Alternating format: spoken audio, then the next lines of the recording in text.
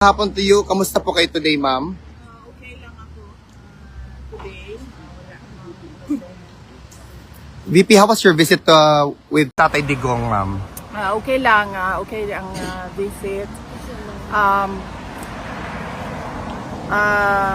pinag-usapan namin is about God and the universe and whether or not my God in relation to the universe. How's PRRD today, ma'am? Is he happy? Is he sad? Or is he... He's not joyous. He's not sad. He's siguro because of the quiet reflection about God and the universe and whether or not merong Diyos o wala. Medyo subdued. Yeah, that's the term. Quick question of political lang, ma'am. Ang dami pong mga statements na lumalabas sa different platform, ma'am, na tinapunan mo daw ng laptop ang isang empleyado mo, ma'am, na si Attorney Powa. Do you want to react to that particular statement or narrative? Actually, sa totoo lang, masyado na siyang basura ba na gossip na hindi na siya dapat pinapansin.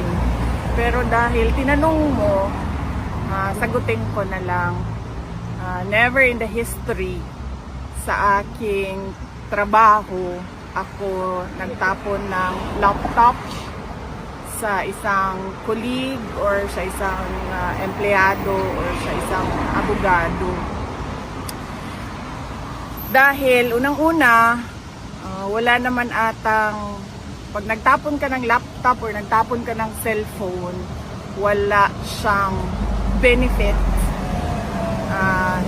sa iyo, and syempre wala siyang benefit sa tatamaan ng laptop or cellphone. Pangalawa, hindi ako gumagamit ng laptop kasi hindi ako marunong gumamit ng computer. Sa lahat ng mga documents, nire-rely ko lang yan sa kasamahan sa opisina. Sa minsan na gumagamit ako ng laptop, gamit ko yon pag may Zoom meeting kasi para maganda yung image, para maganda yung image sa Zoom meeting. Laptop ang ginagamit ko, hindi cellphone. Sunod ay hindi siya itatapon basta-basta. Sinasisira siya at magastos bumili ng bagong laptop. Kasi tinatanong nyo bakit private yung laptop ko, hindi ma-afford ng gobyerno yung gusto ko na laptop. So nagpabili ako ng laptop, sabi ng mga tao sa gobyerno, hindi daw nila ma-afford yung laptop ko. So bumili ako sarili ko. So yeah. Hindi ako nagtatapon ng gamit, kahit anong gamit sa ibang tao. And pangalawa, hindi ko tatapon yung laptop ko dahil personal ko yun. Pag nasira yun, ako din yung gagasto sa bibili ng bago. Pero sabi ko nga, basura siya na chismis. Na tulad ng in relation to sa pinag-usapan natin kahapon, mga ginagawa ng mga kalaban na misinformation or disinformation para guluhin ang kwento at paboran yung naratiba na gusto nilang ipalabas. Parang ano ba ang gusto nilang ipalabas na naratiba? Baliw ako, ano pa ba? Bobo ako, pro-China ako, ano pa ba? Competent, malabas din yan sa kanila. Dati, nagsasabi sila brat ako, pero ewan ko, tumitigil na sila ngayon. Unstable, ma'am. Oh yeah, baliw nga, unstable. So, yun yung sinasabi ko. Basura na siya, pero syempre dahil nako-consume siya sa social media para paboran yung narrative na gusto ng kalaban. Ayun pala, corrupt, magnanakaw. Yan. VP Inday, there's also a lot of information circulating, no, na yung mga congressman daw, they are just going to vote for your impeachment because they fear that kasi nagboto din sila last year that you're going to be vindictive towards them. Should you surmise this political persecution being done to you? What's your reaction to that? Kung ako congressman ba, hindi ako nag-iisip kung vindictive ba yung tao o hindi. Pero unang-una, hindi niyo naman, matagal na ako sa politika. Hindi ako kilalang tao na, or politiko na vindictive. Alam yan ng mga tiga Davao. Nagkaroon din ako ng mabigat na kalaban noon, si Speaker Nograles. Pero hindi ako kilala na isang vindictive na tao. Tapos pangalawa, pag ako congressman, hindi ako titingin sa kung vindictive ba o hindi yung isang tao. Titingin ako sa ebidensya. Yes. Meron bang ebidensya? Wala. Wala naman. Nung final yung complaints, walang ebidensya at all yung nakalagay doon. Lahat yun parang, ano man tawag nung abogado sa kanila? Parang, so, kumbaga allegations lang lahat. Nothing to support the allegations. So, yun yung dapat na tinitingnan nila. May basehan ba ito? Wala. Ano ba talaga ang totoong kwento dito? Is this accountability or is this about removing a person who doesn't agree with the administration? In addition to that, VP Inday, there's also a lot of information na sinasabi nila magboboto na lang sila sa impeachment mo kasi they fear that they're going to be receiving zero allocation for budgets sa respective na districts nila. What's your reaction to that, ma'am? Zero na talaga. Wala ng pera. Uy! Merong impeachment o wala ng pera na pwedeng ibigay. Pag binigay pa yan nila ang pang-MOOE sa mga congressman, hindi na magpa-function ang gobyerno. Po, amidst the political noise and chaos, tsaka po sa mga pagtaas ng presyo ng bilihin, yung inflation po natin ngayon, yung gasolina. Oo. Ano pong masasabi niyo or mensahe niyo po sa mga ordinaryong Pilipino na patuloy na lumalaban sa araw-araw na buhay, sa traffic, sa mahal ng kuryente, sa mahal ng bilihin?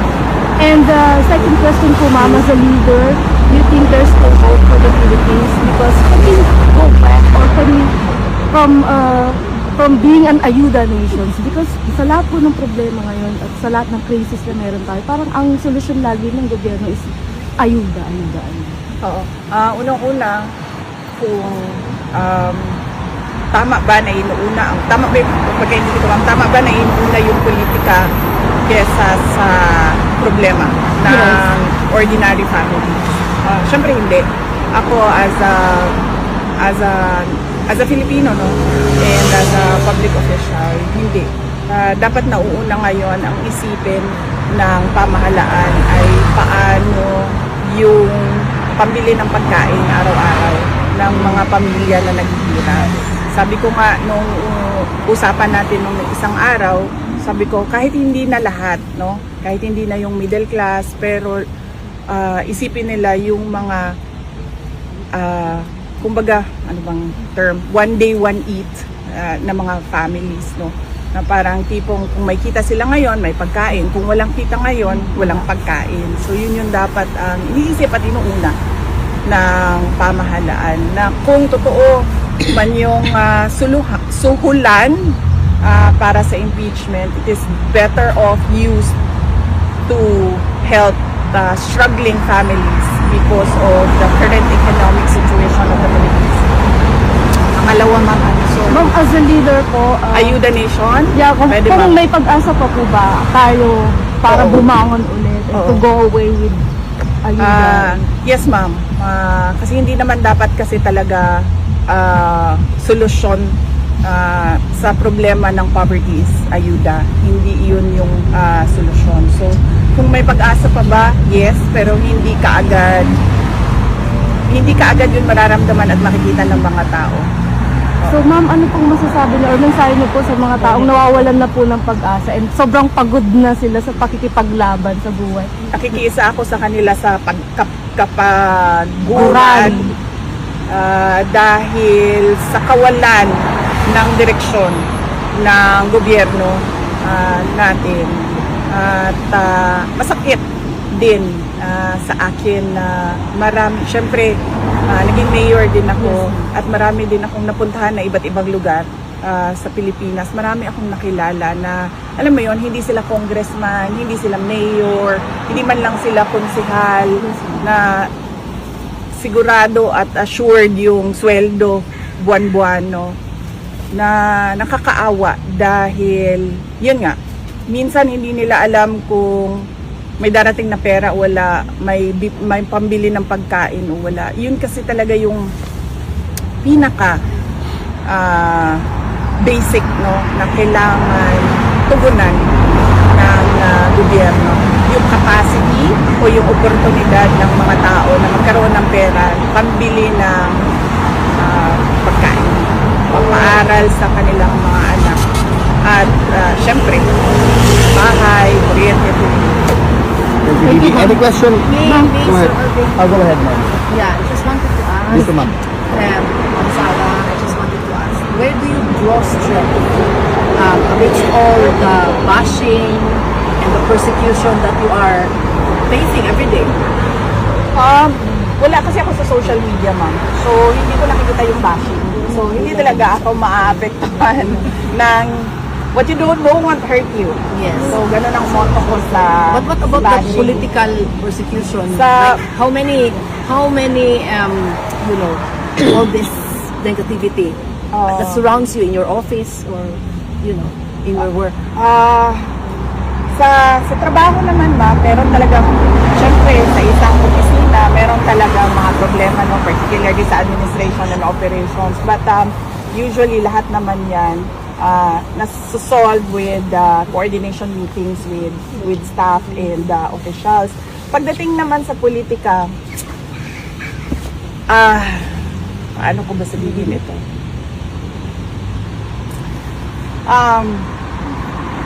Alam nyo naman na hindi ko gusto maging president.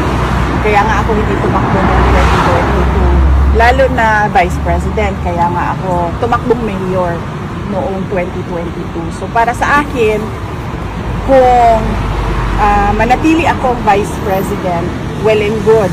Mas marami pa akong matutulungan through the office of the vice president.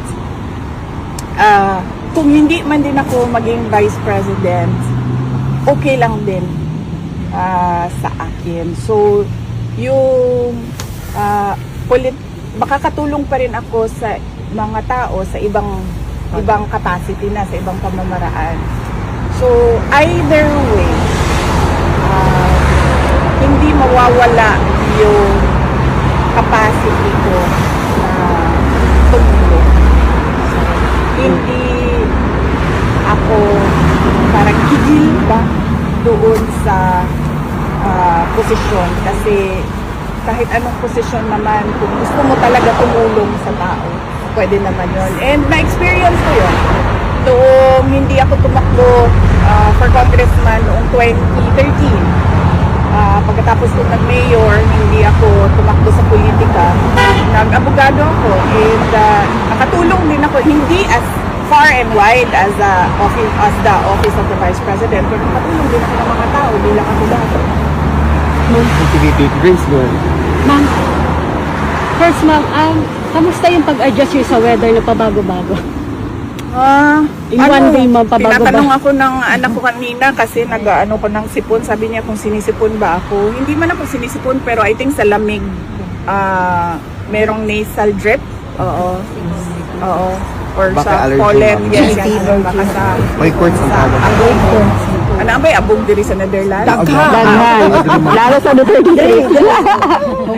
Hindi siguro sa pollen kasi I don't think may problema ako sa pollen, but sa dust sigurado ako may Yes. problema ako sa dust Alikabok. kasi alikabok dahil pag nag-aayos ako ng gamit kailangan ko talaga mag-mask because otherwise pagkatapos ng ayos diretso na yan sa ubo at sipon.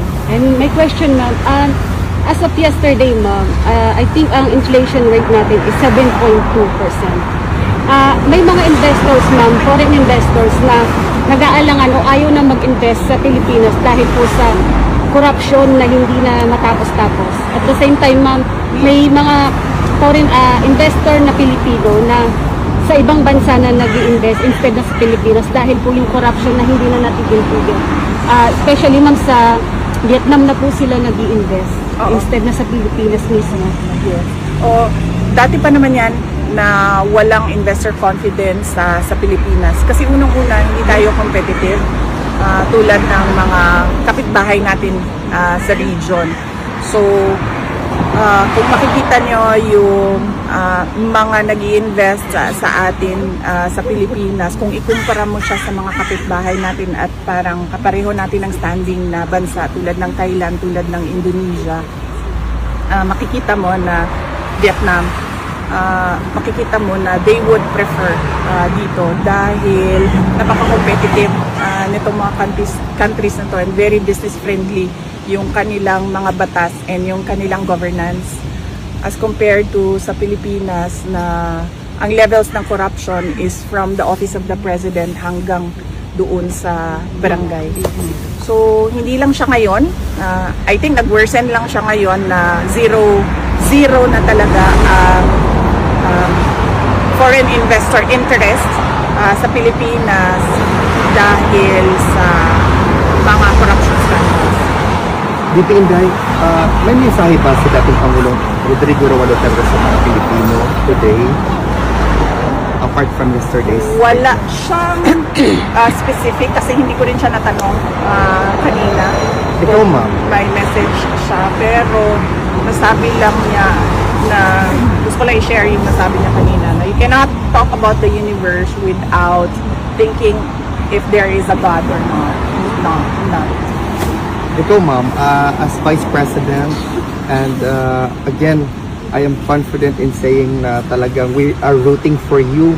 Whatever destiny yes. may unveil in the distant future, ma'am, you're still our future President of the Republic of the Yes. Philippines. What's your message to the likes of me who actually share the same sentiment? Nagpapasalamat na undying and unending yung pagpapasalamat ko. In fact, sa totoo lang, naisip ko, I am very lucky dahil hindi lahat ng tao, hindi lahat ng politician, kung makikita mo, yung